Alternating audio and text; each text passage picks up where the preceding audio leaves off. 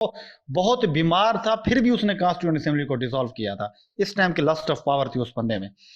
तो Sikandar Mirza became the governor general, और गुलाम मोहम्मद जो है हेल्थ ग्राउंड्स के ऊपर वो इस्तीफा दे के चला गया। देन मिर्जा, ये जो मिर्जा है ना, सिकंदर मिर्जा, ये बड़ा अजीब करेक्टर है। ये वो वाहिद प्रेसिडेंट है जो पहला प्रेसिडेंट, आखिरी गवर्नर जनरल था, जिसने अपने दौर में तकरीबन yes abnormal you can say, ये वो वाहिद बंदा है। इस बंदे को आप देखेंगे कि 6 प्राइम मिनिस्टर्स को ये घर भेज देता है। मैं पढ़ाऊंगा आगे आपको, ठीक है। यस, लंदन में एग्जाइल हो गया और वो वहीं मर गया, अभी भी वो लंदन में ही है। Mirza, feeling that Pakistan was not ready for true democracy, dismissed Prime Minister Bogra and the National Assembly and replaced him with the new Prime Minister Chaudhry Mohammad Ali. Sikandar Mirza ने देखा कि कॉन्स्टिट्यूशन डेमोक्रेसी अभी resolve नहीं हो सकती, नहीं चल सकती, तो इसने क्या किया कि मोहम्मद अली बोगरा जो कॉन्स्टिट्यूशन मेकिंग के ऊपर काम कर रहा था उसको इसने डिसॉल्व किया, खत्म किया, और उसकी जगह पे चौधरी मोहम्मद अली को इसने प्राइम मिनिस्टर बनाया और उसे काम दिया कि आप कॉन्स्टिट्यूशन बनाओ आगे, ठीक है। तो देन प्राइम मिनिस्टर बोगरा को खत्म किया और चौधरी मोहम्मद अली को उसने रिप्लेस किया कि Chaudhry Mohammad Ali became the prime minister of Pakistan. One of the Chaudhry Mohammad Ali's major acts as a prime minister was the Constitution of 56. He was the true architect of formulating 1956 Constitution of the Pakistan. ये भी एक bureaucrat था चौधरी मोहम्मद अली, और इसने पाकिस्तान का जो पहला constitution 56 था वो चौधरी मोहम्मद अली की एक बड़ी एंडलेस एफर्ट्स के बाद जाके बना फाइनली जाके 1956 के अंदर। और इस तरीके से पाकिस्तान का जो पहला कॉन्स्टिट्यूशन था 56 के अंदर, वो सिकंदर मिर्जा उस टाइम पे गवर्नर जनरल थे, उसने, और चौधरी मोहम्मद अली जो था उस टाइम पे पाकिस्तान का प्राइम मिनिस्टर था, तो वो आके बना। तो फाइनली आपने देखा कि किस तरीके से 56 के अंदर जो एक लॉन्ग स्ट्रगल थी पाकिस्तान के कॉन्स्टिट्यूशन मेकिंग के अंदर, वो एंड हुई आके, और 23 मार्च 1956 में पाकिस्तान का पहला कॉन्स्टिट्यूशन जो है वो कर दिया गया। So after the adoption of 1956 constitution, Iskandar Mirza was supposed to hold elections as promised. He replaced following prime minister in his tenure. हालांकि जब कॉन्स्टिट्यूशन आ गया था 56 के अंदर, तो ये फर्ज था कि वो इलेक्शंस करवाते, तो कॉन्स्टिट्यूशन के बाद इलेक्शंस होने थे, बट उसने इलेक्शंस नहीं करवाए। इलेक्शंस क्यों नहीं करवाए, इसके ऊपर भी हम चलते हैं, मैं बताता हूँ।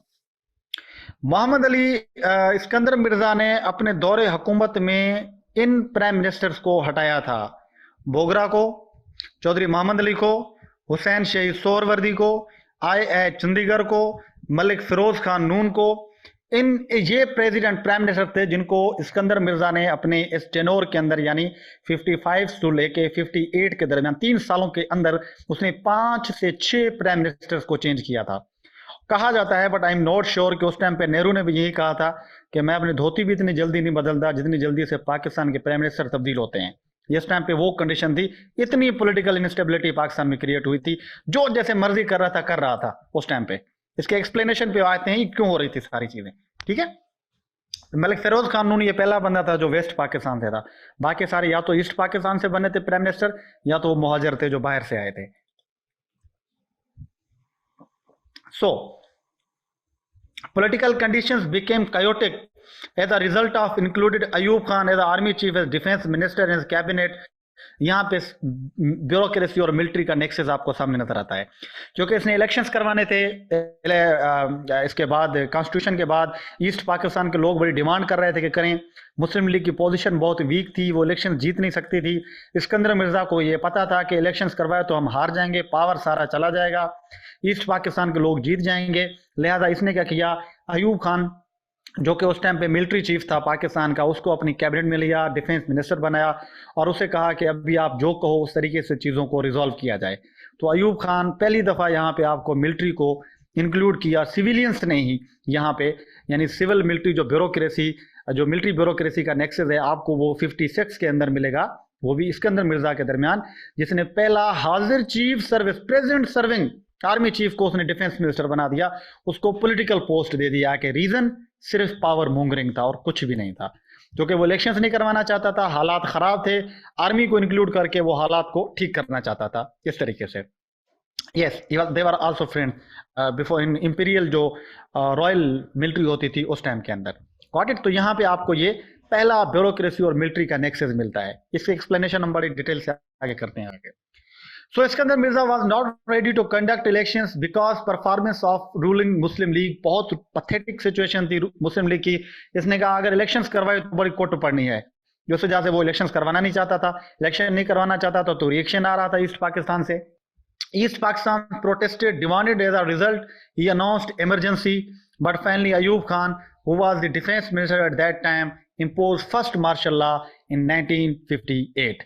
तो हालात बहुत ख़राब हो गए, इलेक्शंस वो करवाना नहीं चाहता था। ईस्ट पाकिस्तान में बहुत एहतजाज, धरने शुरू हो गए कि आप इलेक्शंस करवाओ, आप लेट कर रहे हो, कॉन्स्टिट्यूशन आ गया है, सारी चीज़ें। और फाइनली ये चीज़ हुई कि 1958 में इसने इमरजेंसी नाफिज कर दी, और इमरजेंसी में नाफिज करते हुए इसने असम्बली को भी डिज़ोल्व किया, और जो पाकिस्तान का पहला कॉन्स्टिट्यूशन इसने खुद बनाया था उस कॉन्स्टिट्यूशन को भी इसने डिज़ोल्व कर दिया, एबॉलिश कर दिया, ख़त्म कर दिया। और अयूब खान जो थे उसने कॉन्स्टिट्यूशन को भी ख़त्म किया और बैंड पॉलिटिकल पार्टीज़ और अपना एजेंडा पेश किया। इस तरीके से पाकिस्तान में पहला जो मार्शल लॉ था वो लगा आके पाकिस्तान के अंदर। लास्ट जो प्राइम मिनिस्टर था वो फिरोज खान नून था, आई थिंक। ये सिचुएशन क्रिएट थी आके कि पाकिस्तान की हिस्ट्री के अंदर, यानी वो कॉन्स्टिट्यूशन जिसको ये खुद बना रहा है उसी को इसने खुद ही। और मैं आप में से पता नहीं किसी ने पढ़ा या नहीं, शवाबनामा, उसके अंदर मैं पढ़ रहा था, उसके अंदर वो लिखता है कि शवाब कह रहा था कि वो पीएम की सेक्रेटरीट में ही था वहाँ पे। तो जैसे वहाँ पे प्राइम मिनिस्टर आया, प्रेसिडेंट इस्कंदर मिर्ज़ा आया, उसने इसको बुलाया और बुला के वो सिगार पी रहा था, और इसने कॉन्स्टिट्यूशन के ऊपर जो है इसने साइन किया, और वो जो उसकी एश थी, जो उसकी सिगार की वो एश उस कॉन्स्टिट्यूशन के ऊपर पड़ रही थी, और वहाँ पे इसने साइन करके कहा कि this constitution has been abrogated, abolished. वहीं पे जाके इसने एबॉलिश किया, कोई परवाह नहीं थी उसे, कोई टेंशन नहीं थी तो कोई उसको टेंशन नहीं थी, और उसने आके इस तरीके से कॉन्स्टिट्यूशन को वहीं की वहीं एबॉलिश करके रद्दी की टोकरी में फेंक दिया जाके। तो ये सिचुएशन थी उस टाइम के पॉलिटिशियंस की, जो पॉलिटिशियंस कॉन्स्टिट्यूशंस के साथ ऐसा कर रहे थे। रीजन ओनली पर्सनल पावर मोंगरिंग थी और कुछ भी नहीं था।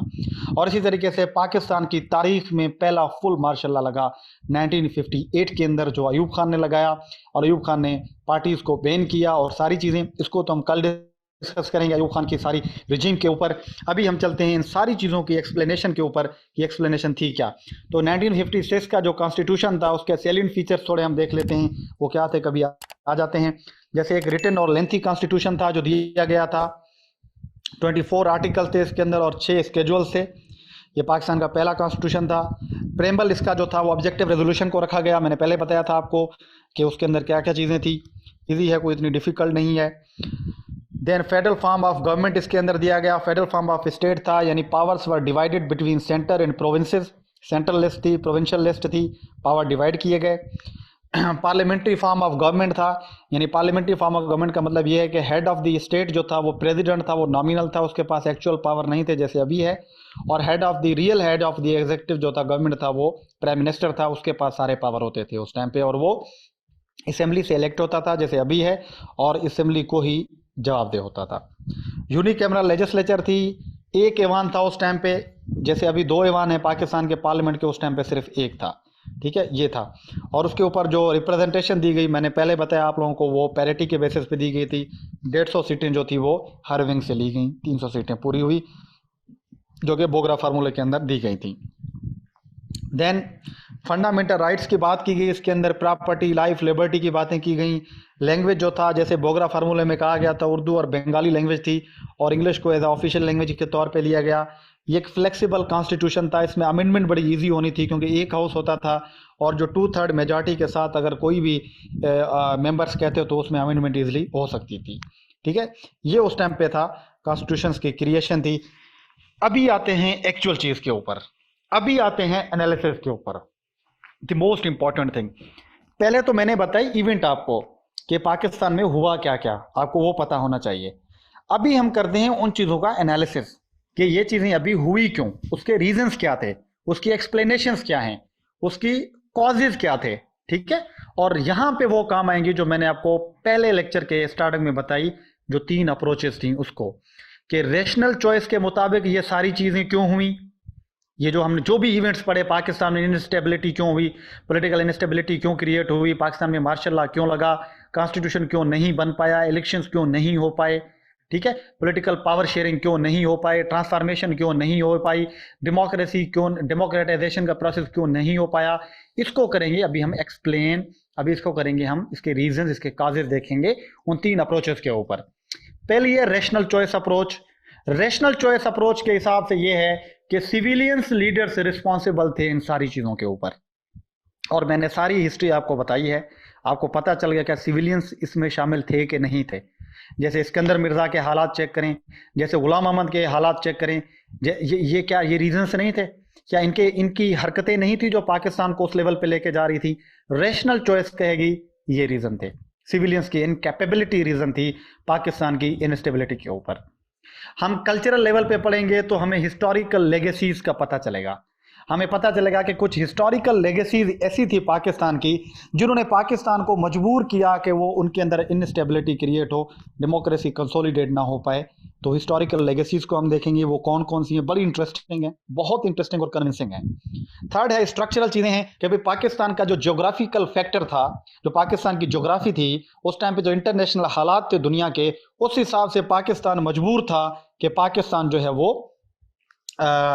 ہے وہ ان ادر سینس کے ایسے عمل کرے جس پہ ملٹری اسٹرانگ ہوئی، جس میں بیوروکریسی اسٹرانگ ہوئی۔ اس کے جغرافیکل فیکٹر تھے، انڈیا اور افغانستان کے فیکٹر تھے، ملٹری وہاں سے اسٹرانگ ہوئی اور ملٹری نے مارشل لا لگایا اور سویلینس وہاں سے ناکام ہوئے۔ تو ایک اسٹرکچرل ڈیفینیشن بھی ہے اس کی۔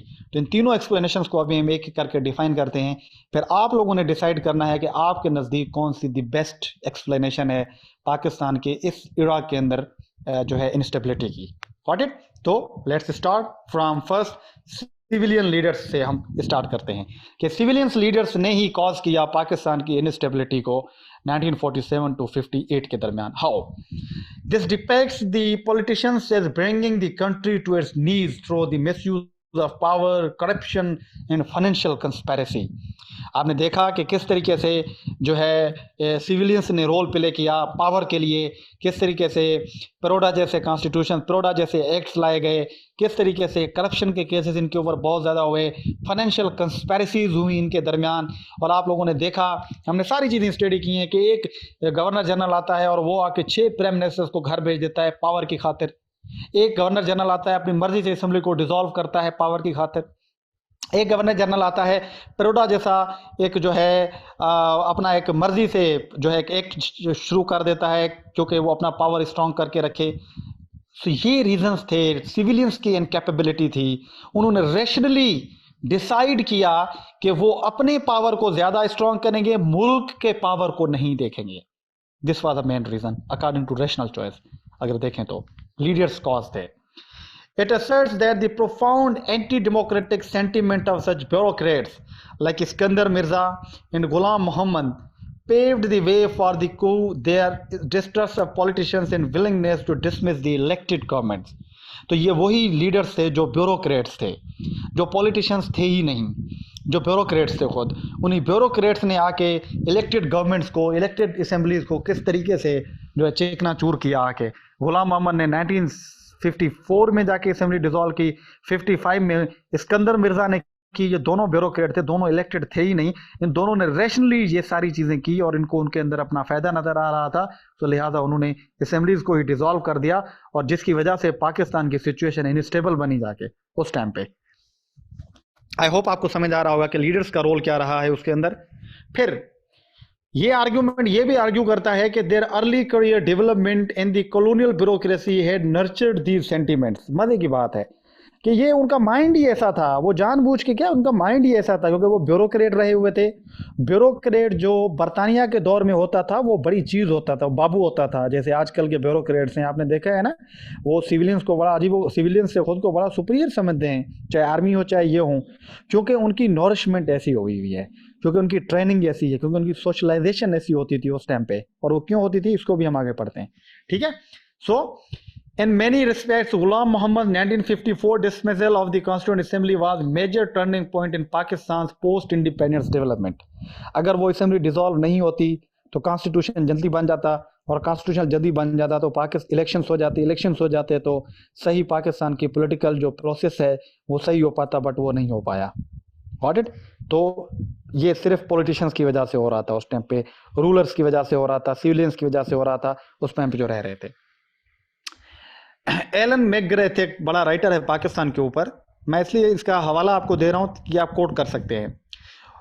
اس نے کام کیا اس کے اوپر. It is highly critical not only Ghulam Muhammad but chief justice Muhammad Munir for providing legal cover for his action. مولوی تمیز الدین کیس کی بات کی ہے. جو مولوی تمیز الدین کا کیس تھا وہ بھی ایک بہت ہی بڑا بلنڈر تھا پاکستان کی ہسٹری کے اندر، کہ گورنر جنرل کے اس اللیگل ایکٹ کو اس نے جسٹیفائڈ کہہ دیا، جیسے ابھی جہانگیر بتا رہے تھے. ٹھیک ہے، تو یہ اس نے کور دیا ہے قسم کا جوڈیشری نے بھی اس ٹائم پہ. تو محمد منیر بھی ایک انڈیویجول تھا، تو اس انڈیویجول نے بھی ریشنلی یہ چیز ڈیسائیڈ کی کہ ایسا چیز کرنی چاہیے، جس سے پاکستان کی تباہی ہوئی اس ٹائم پہ پولیٹیکل حساب سے. The bulk of Pakistan's democratic failure to the misfortune of having such seasoned bureaucrats elevated to positions of authority.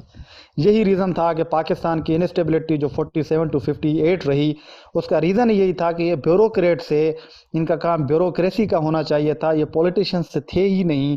But miss fortune یہ ہوئی کہ وہی بیوروکریٹس پاکستان کی پولیٹیکل پاور پوزیشن کے اوپر آ گئے، اور ریزن یہ ہوا کہ وہ پاور کو مس یوز کرتے رہے، اور پاکستان ایک ٹرو ڈیموکریسی اس ٹائم پہ نہیں بن پایا. ایک ریزن تو یہ تھا. ریشنل چوائس کے حساب سے آپ جو انڈیویجول لیڈرز ہیں ان کو قصوروار ٹھہرا سکتے ہیں کہ انہوں نے جان بوجھ کے پاکستان کے ساتھ یہ کنڈیشنز کریٹ کی صرف اپنے پاور کو حاصل کرنے کے لیے، اور اس کو ہم نے سبسٹینشیٹ بھی کیا غلام محمد سے، اسکندر مرزا تھے، جسٹس منیر سے.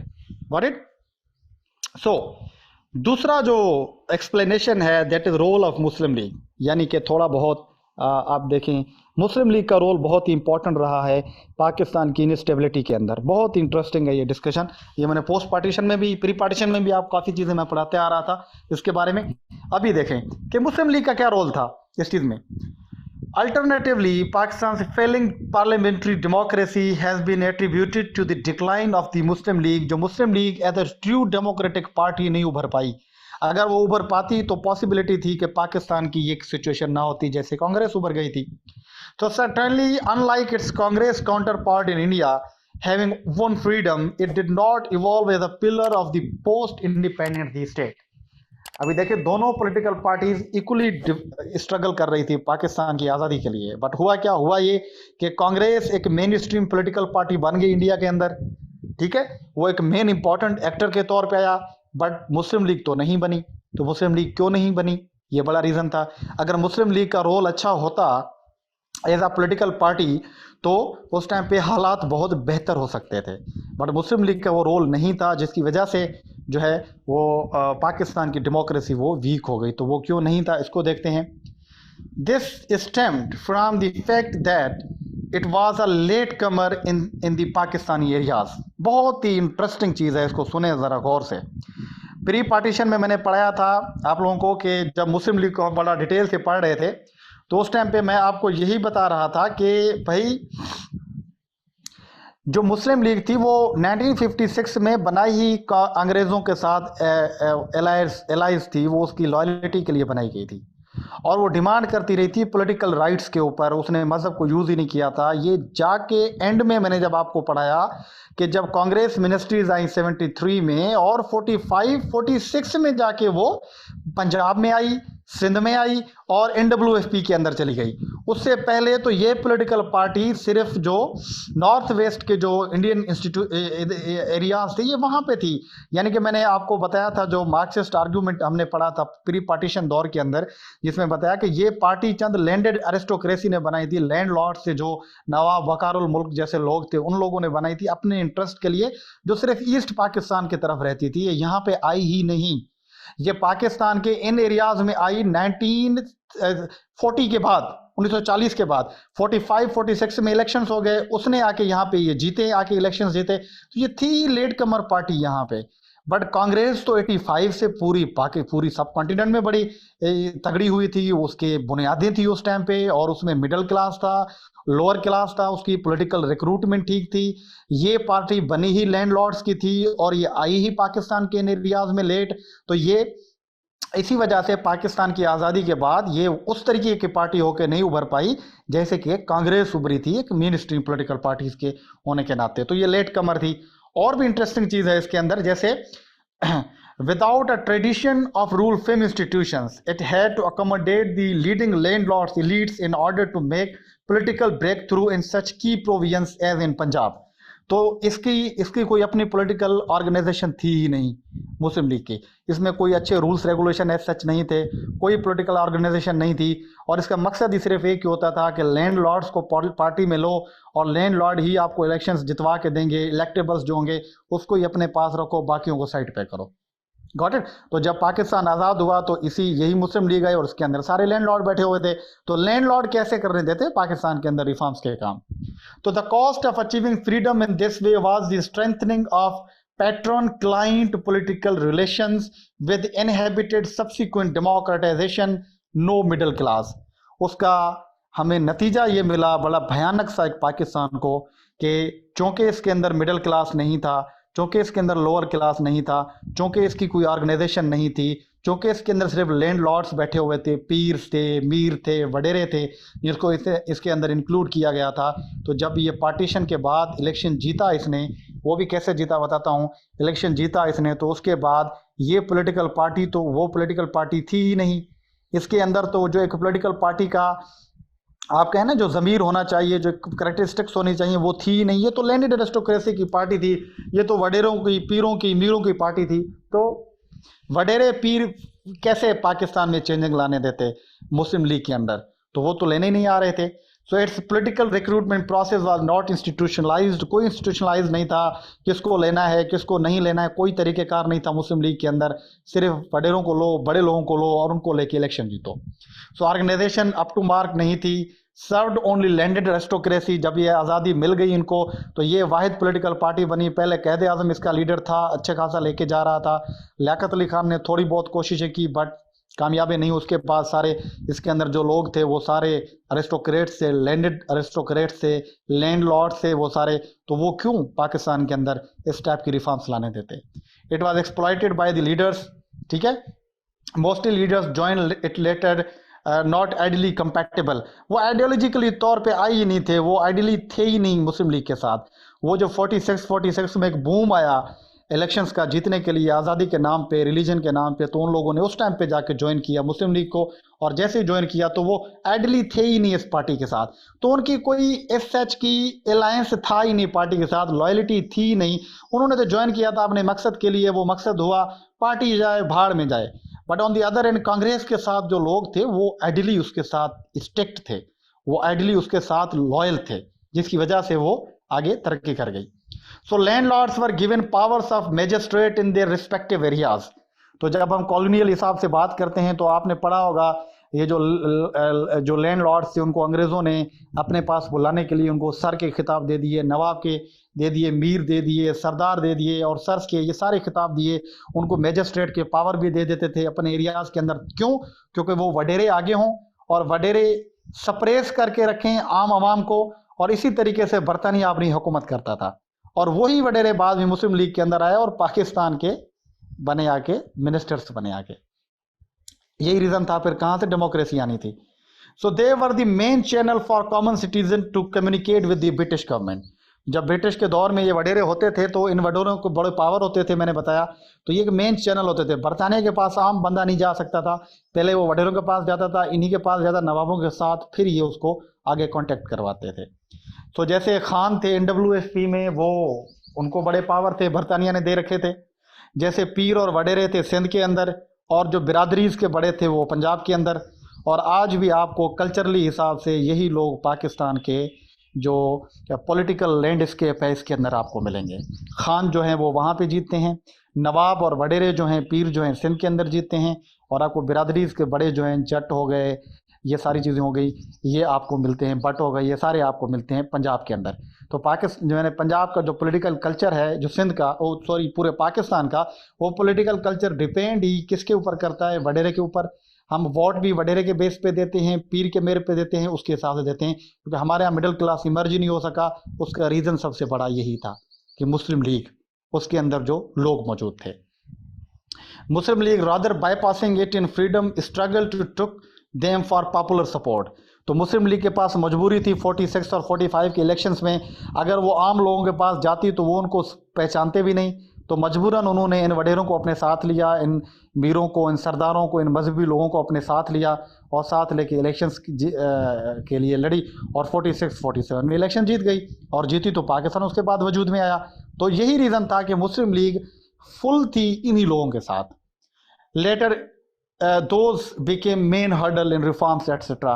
तो यही रीज़न था कि पाकिस्तान की आज़ादी के बाद ये लोग कैसे चाहते भाई कि इलेक्शंस हों, ये लोग कैसे चाहते कि पाकिस्तान में रिफॉर्म्स आएँ, ये लोग कैसे चाहते कि आम बंदे को पावर मिले, सवाल ही पैदा नहीं होता। तो यही रीज़न था। मुस्लिम लीग अगर कुछ कांग्रेस की तरह मिडिल क्लास की पार्टी होती तो पॉसिबिलिटी थी कि आज पाकिस्तान के हालात बहुत ही चेंज होते। तो ये एक हिस्टोरिकल चीज़ें थी जो आपको मुस्लिम लीग के ज़रिए आपको मिलती हैं कल्चरली हिसाब से, जिसकी वजह से पाकिस्तान में डेमोक्रेसी इनस्टेबल रही और वो फेल हो गई, और आज भी पाकिस्तान में यही सिचुएशन आपको नज़र आ रही है। Got it? So then geography एक बहुत ही इंपॉर्टेंट फैक्टर था पाकिस्तान के अंदर। सो ज्योग्राफी एंड इंटरनेशनल जो चॉइसेस थी ये भी एक बहुत ही बड़ा रीज़न बनी पाकिस्तान के लिए, और कहा जाता है कि पाकिस्तान की ज्योग्राफी पाकिस्तान के लिए ब्लेस भी है, पाकिस्तान के लिए कर्स भी है। ब्लेस भी है यानी इससे हमें बहुत सारे फ़ायदे भी हैं, और कर्स भी है कि हमने इससे बहुत ज़्यादा नुकसान भी उठाए हैं, क्योंकि ज्योग्राफी हमेशा परमानेंट होती है, ये कभी चेंज नहीं हो सकती।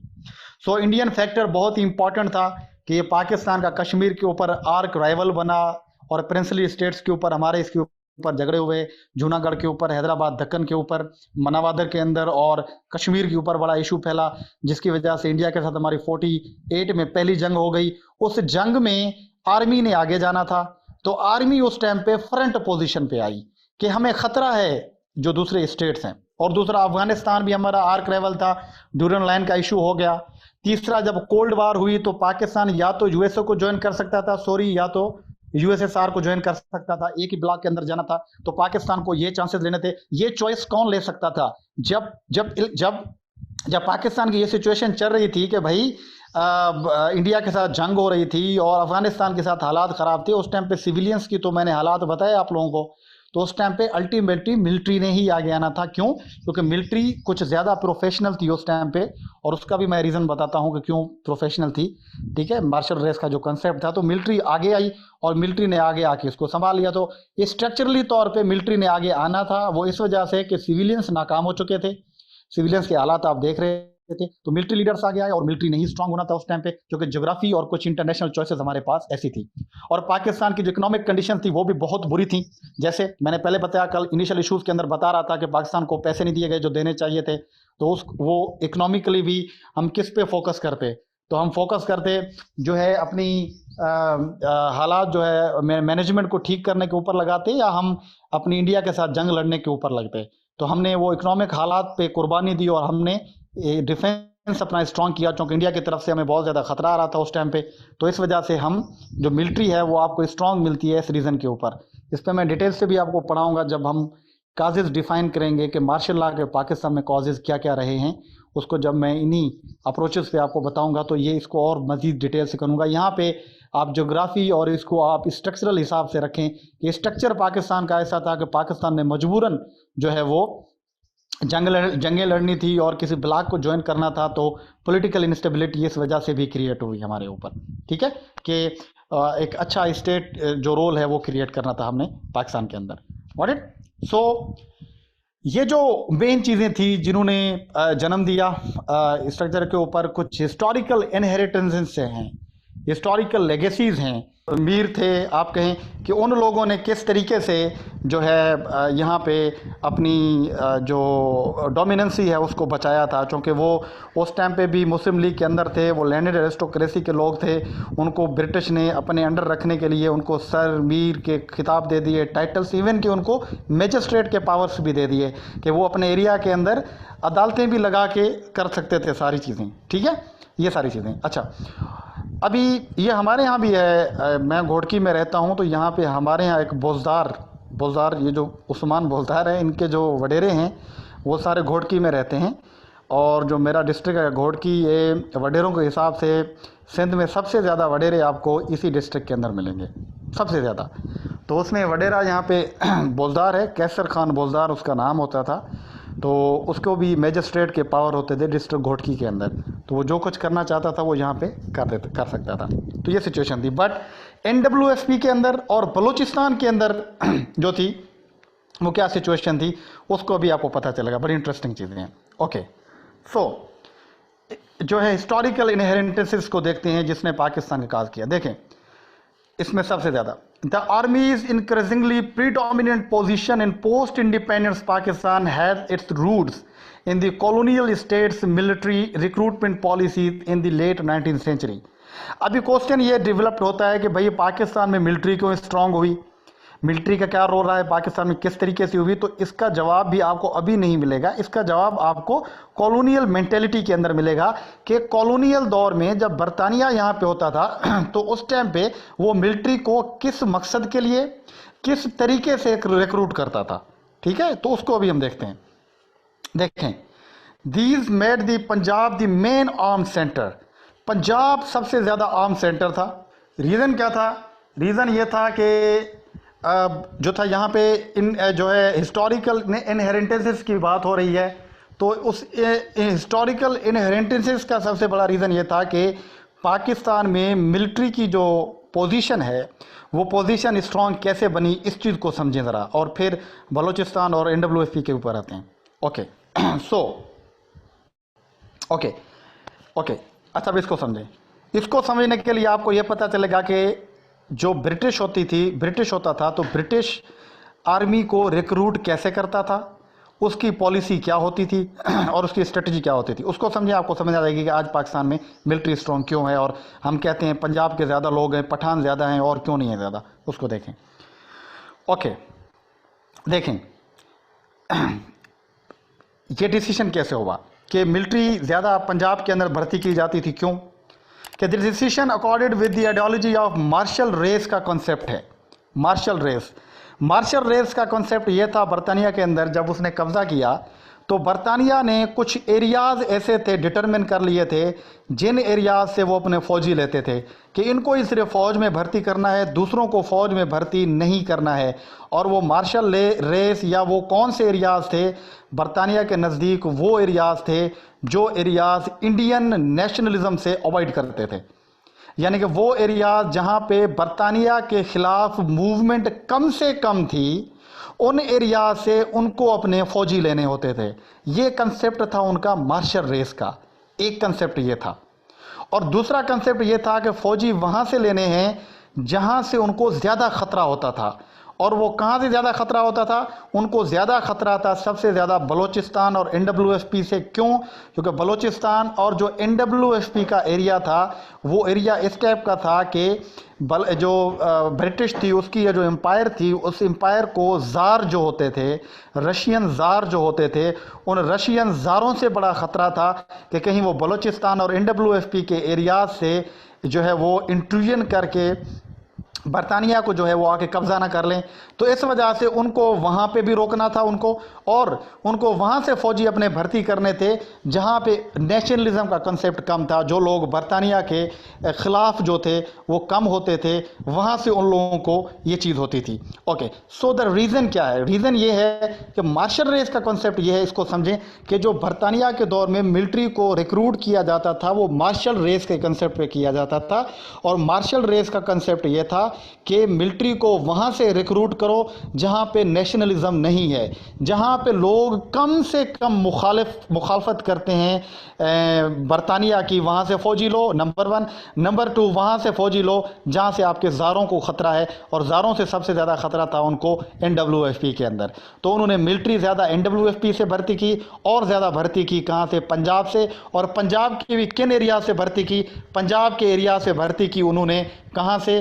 ایک یہ جو سالٹ رینج جو ریجن ہے جس کے اندر آپ کو جہلم، خوشاب، چکوال، یہاں پہ ٹیواناز ہوتے تھے. ٹیوانے یہاں پہ ابھی بھی ہیں اگر وہاں سے کوئی ہے تو. وہ لوگ کیا ہوتے تھے، اور جنہوں نے یونینسٹ پارٹی بنائی تھی جو برطانیہ کے بہت ہی زیادہ وہ اس پہ ہوتے، جو برطانیہ جو پنجاب میں ہمیشہ جیتتی رہتی تھی تو برطانیہ کے مخالفت نہیں کرتے. تو پنجاب وہ واحد ایریا تھا جہاں پہ اتنی زیادہ مخالفت نہیں ہوتی تھی جو ہے برطانیہ کی، تو اس لیے وہ فوجی لیتے ہی زیادہ پنجاب سے تھے، اور پنجاب کے بھی کن ایریا سے، پنجاب کے بھی سالٹ رینج ریجن سے، جہاں سے آج بھی کہا جاتا ہے کہ یہ جو خوشاب کے، یہ جہلم اور چکوال کے ایریاز ہیں جہاں کی مائیں ہمیشہ جرنل پیدا کرتی ہیں، آپ کو فوج کے اندر سب سے زیادہ لوگ یہیں سے ملیں گے۔ کیوں؟ کیونکہ مارشل ریس کے حساب سے برطانیہ نے سب سے زیادہ جو لوگ ریکروٹ کیے وہ یہاں سے کیے۔ کیوں؟ کیونکہ یہاں کے لوگ تھے۔ اچھا، اس کی میں اور مثال دیتا ہوں۔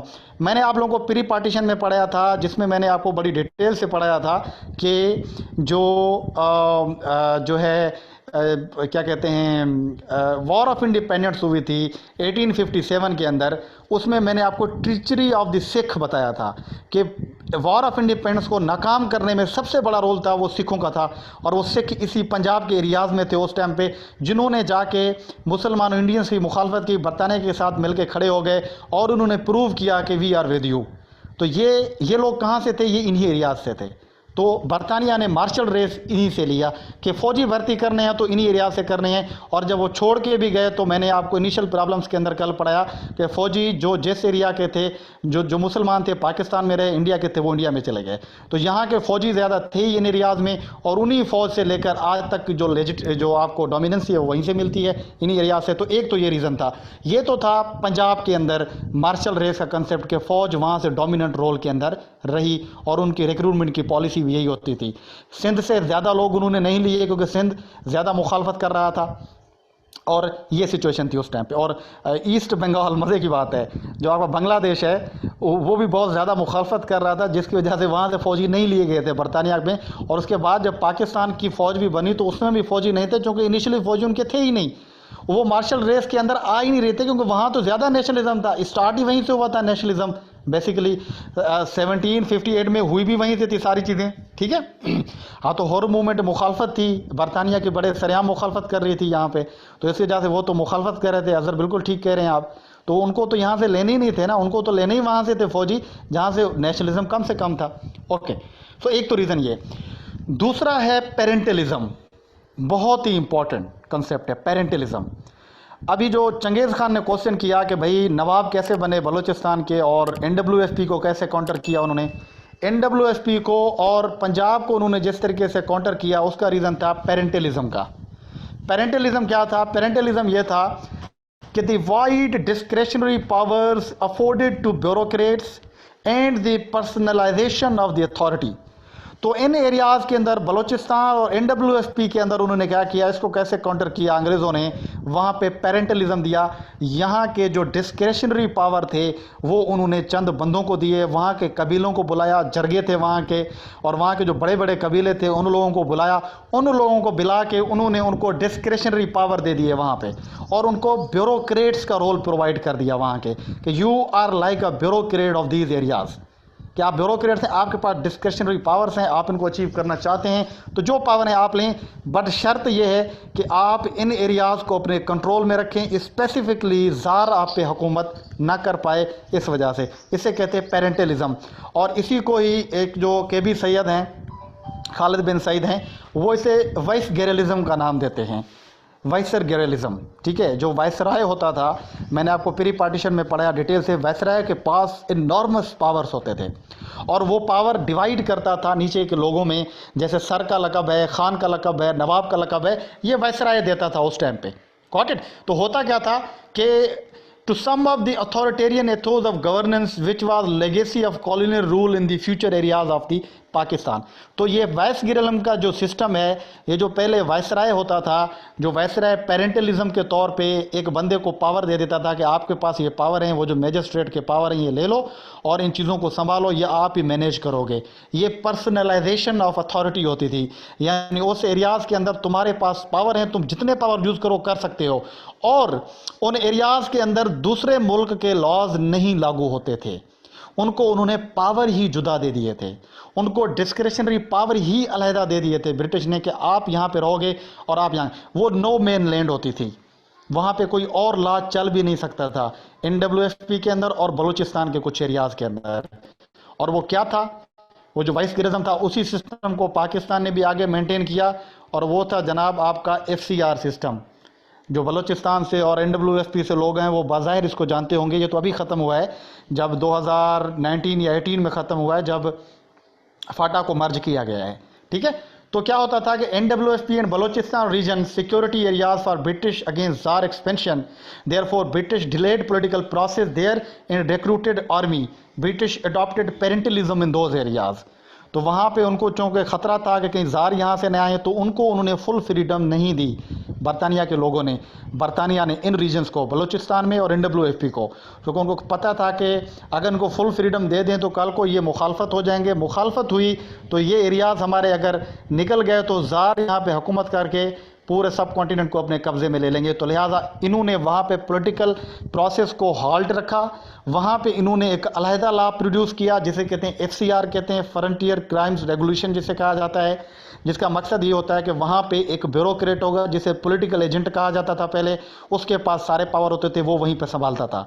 और वहाँ का अगर कोई फैसला भी होना है, वहाँ का कोई डिसीजन भी होना है, वहाँ की जुडिशरी अलहदा है। और वो जुडिशरी कौन होती थी? वो वहाँ का जरगा होता था। जरगा बैठ के डिसाइड करता था क्या चीज़ करनी चाहिए, क्या नहीं करनी चाहिए। और वो जरगे के पावर किसको दिए उन्होंने? वो पावर दे दिए वहाँ के नवाबों को, वहाँ के सरदारों को, जिसे कहा जाता है पेरेंटलिज्म, कि वो एक पेरेंट के तौर पे होते थे और दूसरे उसके फैमिली के तौर पे होते थे। वो सारी चीज़ें वहाँ पे अमल करती थी। तो वहाँ पे उन्होंने फ़ौजी भी लिए बलूचिस्तान से और NWFP से, खास करके NWFP से, और वहाँ पे FCR दे दिया ताकि दूसरे लोग वहाँ ना आ पाएँ ना वहाँ जा पाएँ। वहाँ पे पॉलिटिकल प्रोसेस भी लेट कर दिया, इलेक्शंस नहीं होते थे, सारी चीज़ें। और यही रीज़न था कि अगर आपको पता हो तो जब साइमन कमीशन आया था 1927 में, मैंने पढ़ा, उसके अंदर जब 14 पॉइंट्स कायदे आज़म ने दिए थे, दिल्ली मुस्लिम प्रपोजल्स जब आई थी 26 में 27 में, उस टाइम पे भी यही डिमांड की जा रही थी कि भाई NWFP के अंदर रिफॉर्म्स लाएं। तो वो रिफॉर्म्स क्या थे कि उनको सेल्फ गवर्निंग बॉडी बनाएं, आप FCR का कानून ख़त्म करें, उनको दूसरे एरियाज़ की तरह मीन स्ट्रीम करें। बट बरतानिया इस चीज़ के लिए एग्री नहीं था, क्योंकि उसको ख़तरा था। इस वजह से वो वहाँ पे FCR रखे हुआ था और उनको पेरेंटलिज्म के ऊपर दौर कर रहा था। अभी हुआ क्या, इसकी लेगेसी हमें क्या मिलती है इन्हीं चीज़ की। और यही रीज़न थी, मज़े की बात है कि वहाँ पे आपको NWFP में ज़्यादा कांग्रेस के सपोर्टिव लोग नज़र आएंगे। जो खान वली खान था, ये जो रेशमी रुमाल तहरीक थी, ये सारी तहरीकें आपको वहाँ पे नज़र आएंगी। क्यों? क्योंकि वो मुस्लिम लीग के मुखालिफ थे, क्योंकि मुस्लिम लीग तो उस टाइम पे मिली हुई थी जो थी कांग्रेस के साथ, बरतानिया के साथ, वो इनकी बात कर ही नहीं रही थी इतनी। तो कांग्रेस डिमांड कर रही थी वहाँ पे कि पॉलिटिकल प्रोसेस होना चाहिए, होना चाहिए, होना चाहिए। तो जब पाकिस्तान आज़ाद भी हो गया, उसके बाद भी जो वहाँ के ये खान थे, ये सरदार थे, वडेरे थे, इन लोगों ने कांग्रेस का साथ दिया था। और अभी तक भी कुछ सेंटिमेंट आपको मिलते हैं इस तरीके के। सो लेटर जो वही लेगेसी थी, यानी कि जो पेरेंटलिज्म की थी, जो FCR की थी, जो वहाँ पे अलहदा सिस्टम था, later this legacy was carried by Pakistani bureaucrats in Pakistan. वही पेरेंटलिज्म की जो पर्सनलाइजेशन ऑफ पावर की बात होती है कि we are superior, we have more powers, bureaucrats have more power, the power that were given to by the British government. Same security conditions after partition I threat from India and Afghanistan strengthen bureaucrats in the army. यही reason था कि उस time पे bureaucrats को ज़्यादा power दिए गए partition से पहले NWFP में, बलूचिस्तान में, कि आपको ज़ारों से ख़तरा है तो आप जितने पावर लेना चाहते हो लो पावर, क्योंकि सिक्योरिटी का ख़तरा है। इसी चीज़ को बाद में कैरी ऑन किया कि पार्टीशन के बाद यहाँ के ब्यूरोक्रेट्स इन्होंने समझा कि भाई हमें इंडिया से ख़तरा है, हमें अफ़गानिस्तान से ख़तरा है, जंगें हो रही हैं, हालात बहुत ख़राब हैं, जब तक हम पावर खुद यूज़ नहीं करेंगे, वही ब्यूरोक्रेट्स आर्मी, तब तक हम हालात को ठीक नहीं कर सकते। और उस टाइम पे इस पे चांस भी दे दिया जो यहाँ के सिविलियंस लोग थे, उनकी इनकैपेसिटी थी। तो यहाँ से आपको पता चलता है कि पाकिस्तान में ब्यूरोक्रेसी का रोल और पाकिस्तान में जो मिलिट्री का रोल है, वो एक नेक्सस बना जाके इन्होंने ये चीज़ें क्रिएट की। तो जो वाइस ग्रिल का सिस्टम है, जिसको खालिद बिन सईद ने कहा था कि जो ब्यूरोक्रेट के पास सब पावर हैं, जैसे वायसराय के पास पावर होते थे, वो जो करना चाहे कर सकता था, और वो पावर अपने ब्यूरोक्रेट्स को देता था पेरेंटलिज्म के ज़रिए।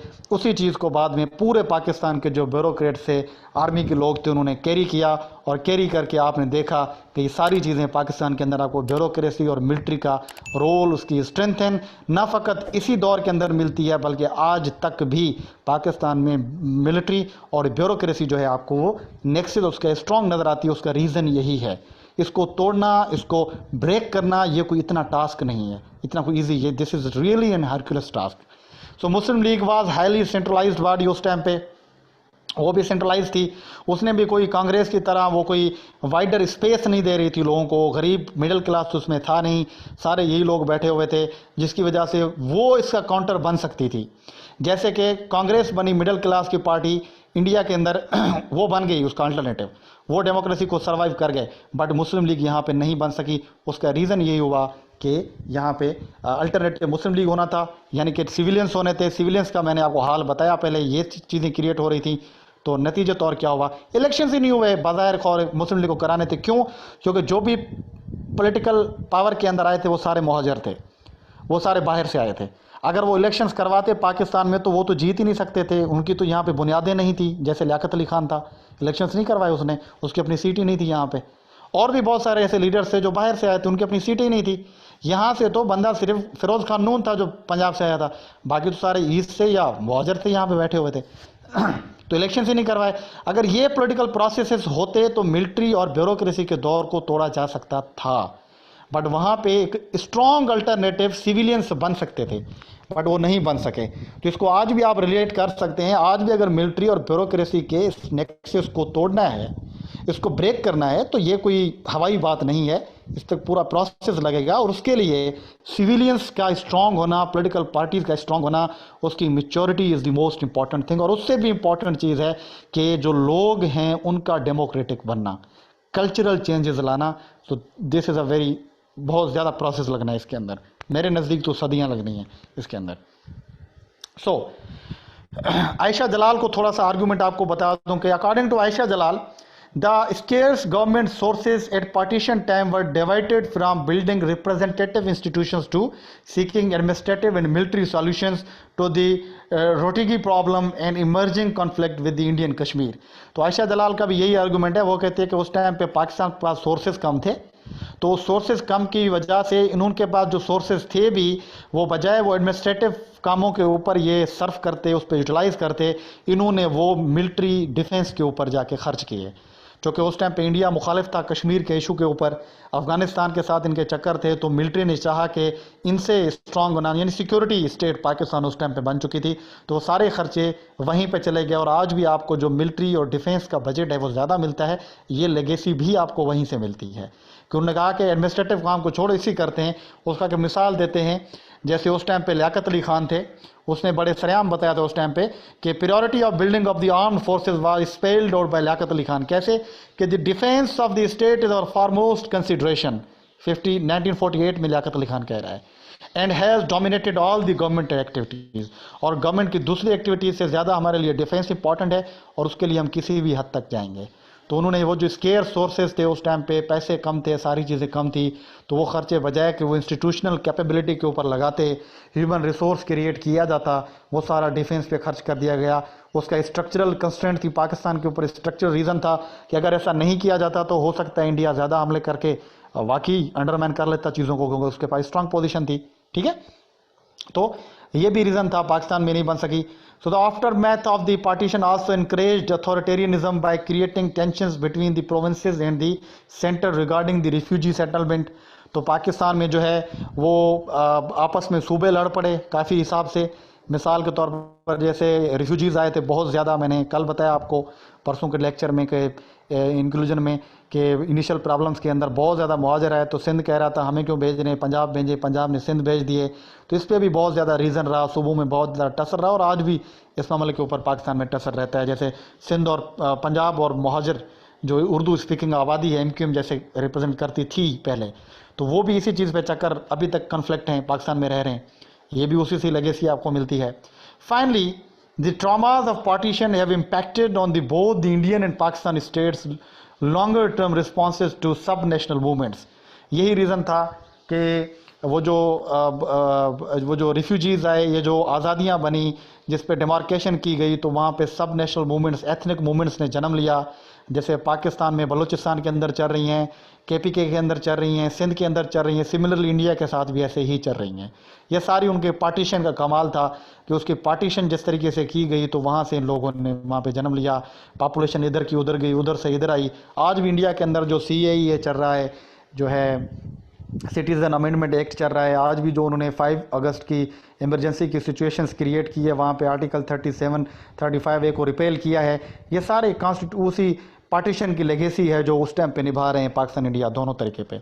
ठीक है, So Kashmir issue again remained main bone of contention between India and Pakistan, which created security dilemma for both these states. अभी भी जो कश्मीर है, this is the most security dilemma. आज भी कश्मीर के नाम पे मिलिट्री स्ट्रांग, ब्यूरोक्रेसी की स्ट्रांग स्ट्रेंथन की बात होती है, और जो सिविलियंस हैं वो आज भी इसी चीज़ के ऊपर नाकाम होकर वापस लौट आते हैं बार बार. तो ये कश्मीर का इशू, स्टेट सिक्योरिटी डायलेमा, ये हमेशा के लिए अभी तक रहा हुआ है और पॉसिबिलिटी है फ्यूचर में भी रहे. तो इन स्ट्रक्चरल कंडीशंस हैं ये जो पाकिस्तान को मजबूर करती हैं कि वो मिलिट्री स्ट्रांग हो जाए और सिविलियंस नाकाम हो जाएं. और कुछ कल्चरल रीजंस भी हैं, और ये सारी चीज़ें जिसको हमने डिस्कस किया. सो आई होप आप लोगों को ये सारी चीज़ें समझ आएंगी. तो कंक्लूड अगर करें, मैं सारी डिस्कशन को आपको करूं, तो हम कह सकते हैं कि जो Pakistan encountered political, economical and strategic instability since its inception, which still dominates its political fabric या लैंडस्केप. आज भी वही political, economical और strategic instability पाकिस्तान में है. But however, there are various arguments or approaches that can be put forward to explain them, because there is no single explanation for these things. तो कोई एक है नहीं, ठीक है. तो डिफरेंट एक्सप्लेनेशन इसको एक्सप्लेन कर सकती हैं, बट फाइनली ये डिफरेंट चीज़ें थी जिन्होंने पाकिस्तान की इस कंडीशंस की ज़िम्मेवार हैं, रिस्पॉन्सिबल हैं, और वो उस चीज़ को आज हमने डिस्कस किया. सो आई होप आप लोगों को ये चीज़ समझ आई होगी. ये इस वजह से मैं बार बार कह रहा था कि ये इरा बहुत ही इंपॉर्टेंट है. इसको समझेंगे तो आपको पता चलेगा कि आजकल की कंडीशंस क्यों ऐसी चल रही हैं. और आई होप आप लोगों ने इसको समझा होगा, इसको सुना होगा, और इसको नोट किया होगा, और इसको अप्लाई करेंगे.